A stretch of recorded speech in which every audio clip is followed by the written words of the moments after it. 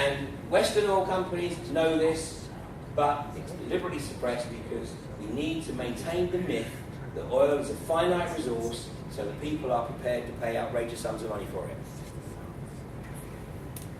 So consider what the reality is in terms of the real reserves off the coast of Ireland. And we're not talking a few trillion here, or as in the Sheldon see on these excellent notes, where they're very conservatively estimated 540 billion.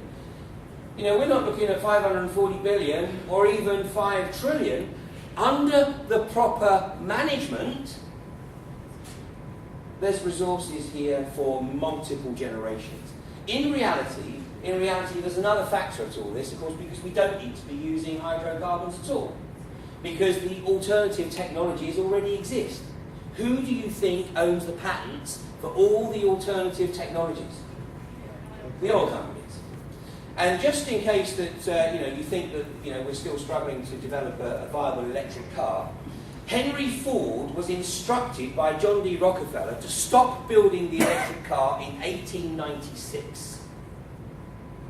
In 1895, there were 2,000 registered vehicles in New York. 1,800 of them were electric.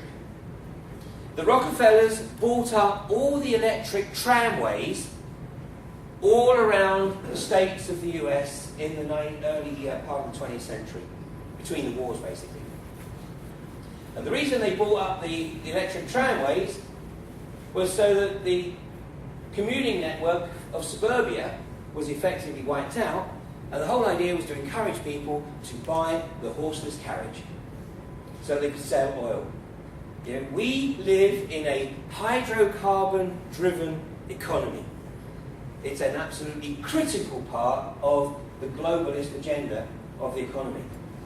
So Ireland's sitting on this really important cusp, and I would hazard a guess that there really isn't a politician right now in the Irish government that has sufficient knowledge or awareness to appreciate the magnitude of the resources sitting here, or the magnitude of the responsibility on their shoulders in terms of future generations of people in this country. And this hypothesis, by the way, of abiotic oil was popularized in the West by this guy, Thomas Gold. But the first clue that he may have actually been onto something was the fact that he was demonized. He was targeted. Anybody who is demonized in the media, that should be your first clue to go take a good look at what they're really saying. Right? I'm not suggesting that they're always right. Maybe some people do need to be demonized. But anybody that is demonized, anybody that is dismissed as completely wacko and having outrageous theories, go take a look for yourself. The role of the mainstream media is to control the narrative. It's to control your belief system. Hopefully what I'm doing is quite the opposite. Because I don't want you to take anything I say at face value. And I know most of you won't. I simply sow seeds, and I'm just simply trying to sow some seeds of curiosity so that you'll go check this out for yourself, and then you'll go find the people that you need to speak to actually raise some awareness of this issue. But Thomas Gold, one of the reasons he was demonized was because they said, well, he's plagiarized some of these Russian academic papers. And he hasn't given credit where credit was due. What they didn't say was he's wrong. In their demonization, they didn't dare say he was wrong. So they demonized him by accusing him of plagiarism. So the whole hypothesis behind abiotic oil is that oil is a naturally generating fluid, deep from within the bowels of the earth, and then it percolates its way up through deep reservoir systems. And oil has been gifted to humanity for millennia. But of course, up until the late 19th century, people just took the oil that oozed out of the surface. It was in the late 19th century that we started actually drilling in and sucking it out. And of course, we're just going deeper and deeper and deeper until we end up with a mess like on the BP Deepwater Horizon. But in addition to the oil, because I've just focused on the hydrocarbons, but it's not just the hydrocarbons, it's every other resource in Ireland. And, you know, there's an Irish visionary that I want to draw your attention to. Some of you may have heard of this guy, but those of you that haven't, I strongly recommend that you go take a look at this guy's work. Because like all visionaries, he was revered in every country where he worked, except his home country, where he was demonised. And, you know, one of this guy's greatest achievements was actually getting the law changed so that the Irish people had the opportunity to have a referendum on their participation in the EU. Now, how many referenda have the Irish people had with regards to their membership of the European Union? Some of them we've had twice. Some you've had twice. How many referenda in total? 4 or 5. 3. It's three. It's three. And the reason that you have that is because of this guy, Raymond Crotty, a Kilkenny farmer,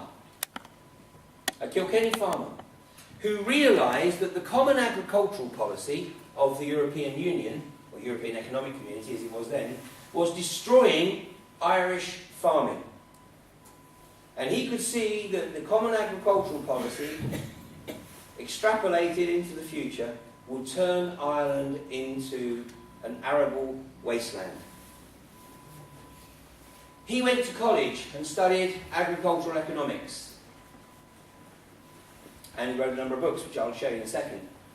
But then he realised that the signing of the Single European Act into law in 1986 was totally against the Irish Constitution, because it was the Irish government handing the power over to a foreign entity, i.e. the European Economic Community.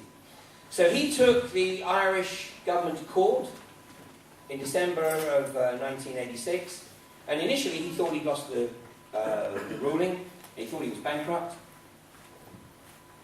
But his legal team spotted that there was a problem, a flaw in the summation, and so they launched an appeal. And he went all the way through the legal process until in April of 1987, the Supreme Court of Ireland ruled that it was indeed unconstitutional for any Irish government to hand power over to a foreign entity without getting sanction from the people via a referendum. So the first referendum on Ireland's membership of signing power over to Brussels was in May of 1987. The other two are obviously much more recent.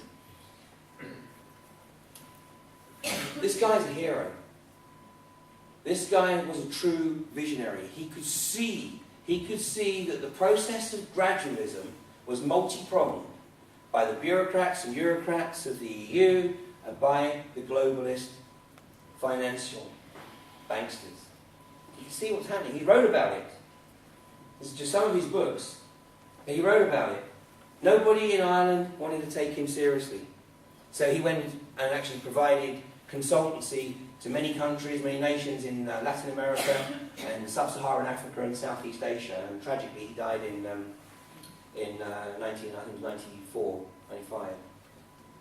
But I encourage you to go take a look at Raymond Crotty's works, because, you know, whilst he may not provide the perfect template for how this could go forward in a different paradigm, nonetheless, you know, his thoughts definitely need to be taken into account.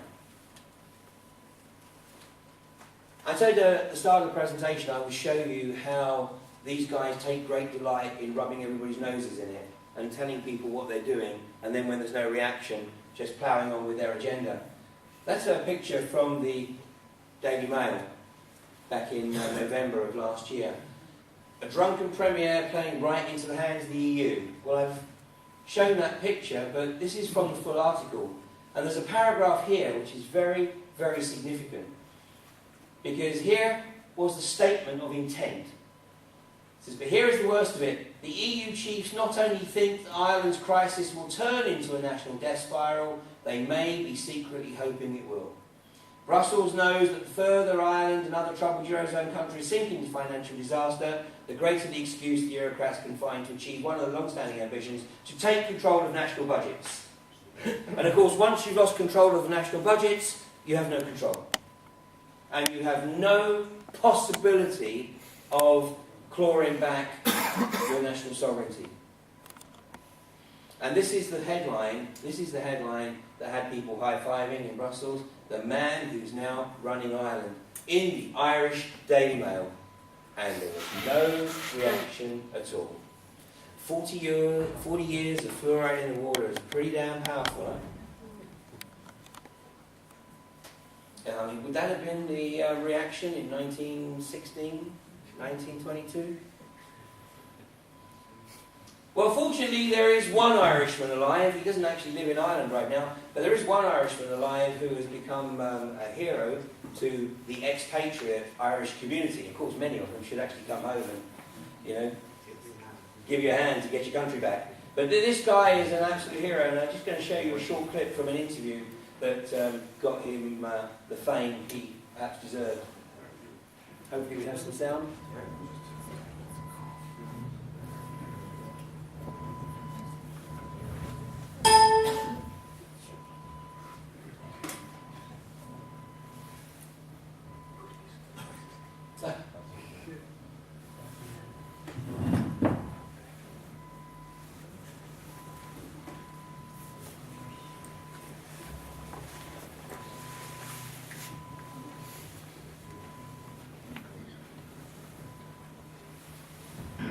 I'm Jason Calabry with Financial News, and today we're talking to a real Irishman and someone in the money business about what's going on in Ireland with the Celtic Tiger and the banks are hurting so much, the downfall. What's the story here? You really want to know? I'd love to know. I'll tell you, it's like what has happened all over the Western world for the last 20 and 30 years. Greed, and more fucking greed, and cheap money. And in Ireland, it's a tragedy what happened to the Tiger. We have, I'd say, 4 causes. We had a stupid fucking government. We had a regulator that was asleep at the wheel.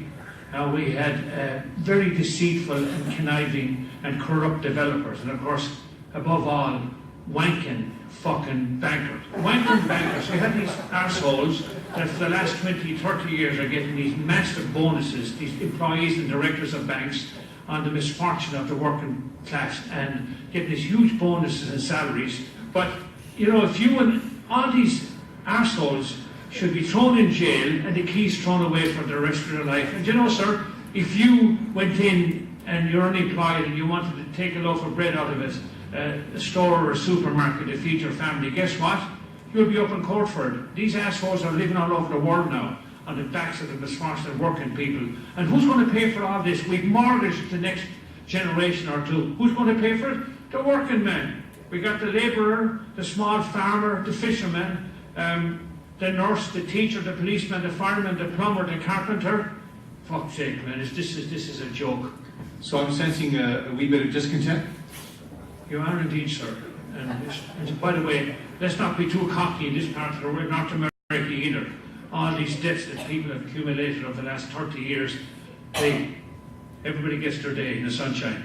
And you know, speaking of the Celtic Tiger and all that you mentioned, you know that Michael Flatley is really from Chicago, but that's another story. Fuck off!